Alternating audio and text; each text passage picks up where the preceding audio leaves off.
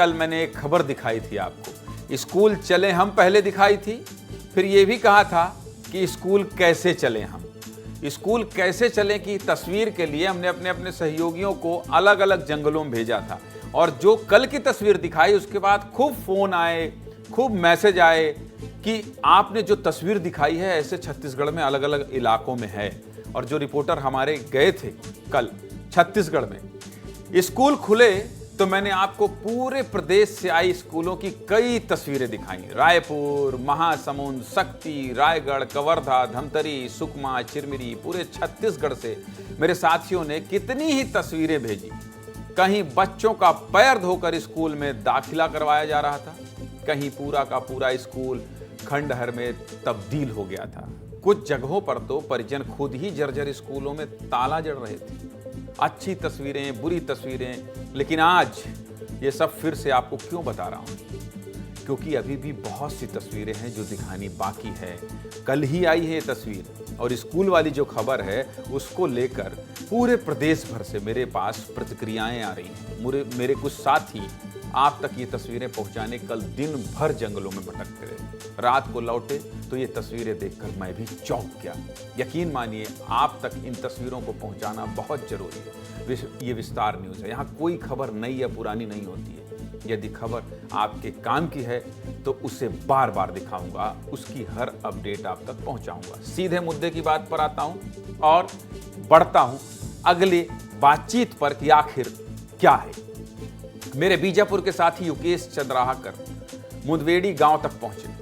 नक्सलियों के बहुत मजबूत गढ़ में बसा है ये गांव। इसी साल की शुरुआत में ये गांव चर्चा में उस वक्त आया था जब पूरा देश नए साल का जश्न मना रहा था।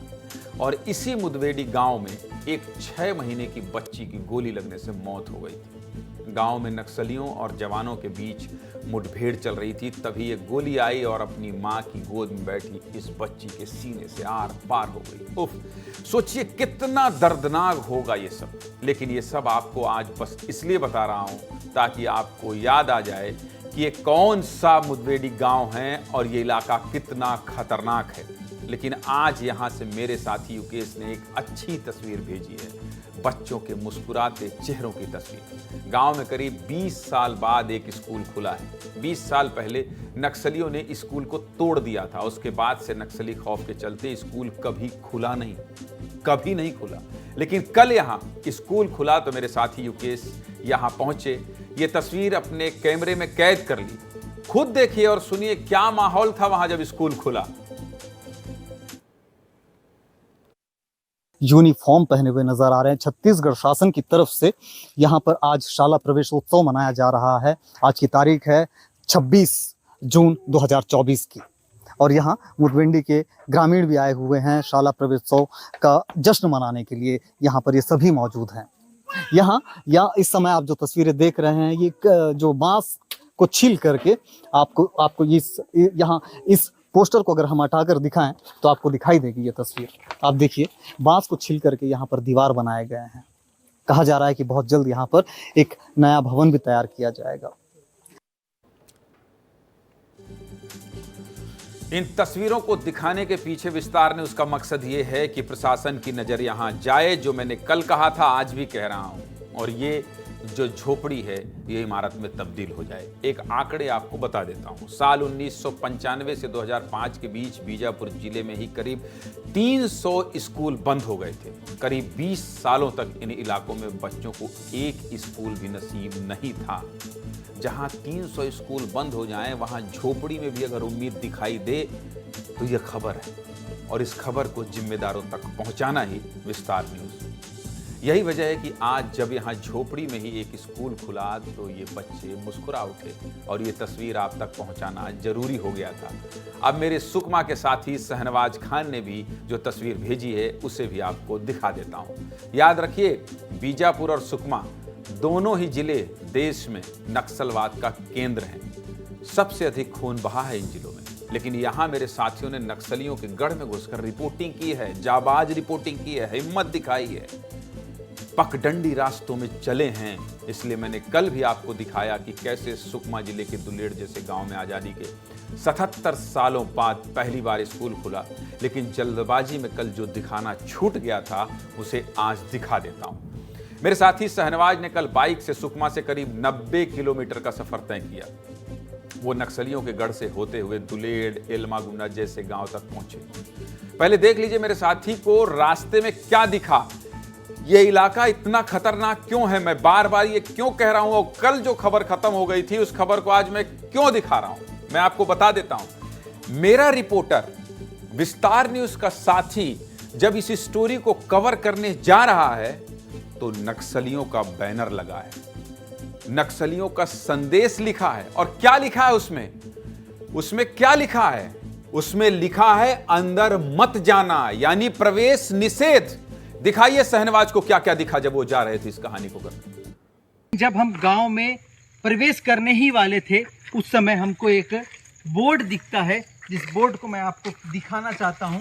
यहाँ पे लिखा है प्रवेश निषेध माओवादी। मतलब दुलेड़ जान पहुंच से पहले इसी मार्ग के द्वारा, आप देख रहे हैं, इस मार्ग के द्वारा दुलेड़। देख लिया आपने क्या लिखा है? नहीं देखा तो एक बार फिर से देख लीजिए। दिखाइए भाई, वो तस्वीर दिखाइए।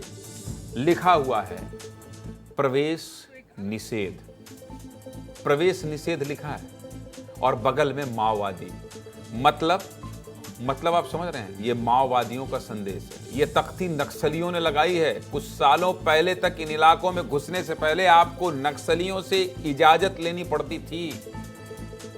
खैर, इसके बावजूद हमारे साथी आगे बढ़े और दुलेड़ गांव तक पहुंच गए। वहां भी आज़ादी के बाद पहली बार स्कूल खुला था। स्कूल झोपड़ी में चल रहा था, लेकिन बच्चों के चेहरे में मुस्कान थी और बच्चों के माता पिता क्या कह रहे थे, जो कह रहे थे वो भी सुना देता हूं। अच्छी बात कह रहे हैं, सुकून देने वाली बात कर रहे हैं। सुनाइए। आपके गांव में स्कूल खुला है, कैसा लग रहा है आपको? अच्छा लग रहा है सर। हम पहले स्कूल खुलने से हम लोग यही पढ़ने के। आपके गांव में स्कूल खुला है, कैसा लग रहा है आपको? अच्छा लग रहा है सर। हम पहले स्कूल खुलने से हम लोग यही पढ़ने के। आपके गांव में स्कूल खुला है। आज बच्चे को पढ़ाने आए हैं, कह रहे हैं कि अगर पहले खुल जाता स्कूल तो हम भी यहीं पढ़ लेते।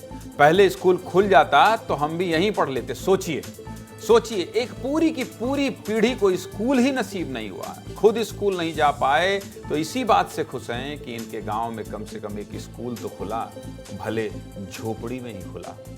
एक और तस्वीर दिखाता हूं। ये तस्वीर कांकेर जिले से मेरे साथी तामेश्वर ने भेजी है। कांकेर जिले में भी स्कूल खुले तो हमारे साथी कांकेर से करीब 50 किलोमीटर दूर कामता गांव तक पहुंचे। देखिए, एक चीज आपको बता देता हूं, विस्तार न्यूज के साथी आपको परंपरागत और ढर्रे में चल रही खबर नहीं दिखाएंगे। वो जब भी कुछ ढूंढ कर लाएंगे, ये सब संजय ठाकुर के सहयोगी हैं, जिसको संजय ठाकुर ने बस्तर से तराशा है। और ये उतनी मेहनत करके बाइक से जाते हैं और फिर जाके ये तस्वीर लेकर आते हैं। यहां कभी पक्का स्कूल नहीं बन पाया, तो तस्वीरों में देखिए, कहीं शिक्षक घर में बच्चों को पढ़ा रहे हैं तो कहीं नैतिक शिक्षा का केंद्र कहलाने वाले घोटुल में स्कूल संचालित हो रहा है। कांकेर जिले के आमा बेड़ा इलाके में हिरनपाल गांव की ये तस्वीर है। गांव में स्कूल भवन नहीं है, तो यहाँ 14 बच्चे गांव के घोटुल में बैठकर पढ़ाई करते हैं। अब तो आप समझ गए होंगे कि इन तस्वीरों को क्यों आप तक 2 दिनों से पहुंचा रहा हूं। ये आप तक भी पहुंचा रहा हूं और जिम्मेदारों तक भी पहुंचा रहा हूं। स्कूल शिक्षा विभाग में पहुंचा रहा हूं और जिन्हें इसे दुरुस्त करना है उन तक पहुंचा रहा हूं। दूसरों के लिए एक एक स्कूल खुलना छोटी खबर हो सकती है, लेकिन ये विस्तार न्यूज है, आपका अपना चैनल है। आपके बच्चों का अगर भविष्य सुरक्षित होगा, शिक्षित होगा, तो कम से कम हमें ये तसल्ली मिलेगी कि हमने एक प्रयास किया था, जिसकी वजह से आज वो मासूम बच्चे जो नक्सलवाद का दंश झेल रहे हैं, वहां से पढ़कर कलेक्टर बन गए। यहाँ जो भी खबर आपके काम की होगी, वही खबर हमारे लिए सबसे बड़ी होगी। और नक्सल पीड़ित इलाके में अगर स्कूल विस्तार न्यूज की मुहिम से खुलता है तो इससे बड़ी उपलब्धि हमारे लिए कुछ नहीं होगी।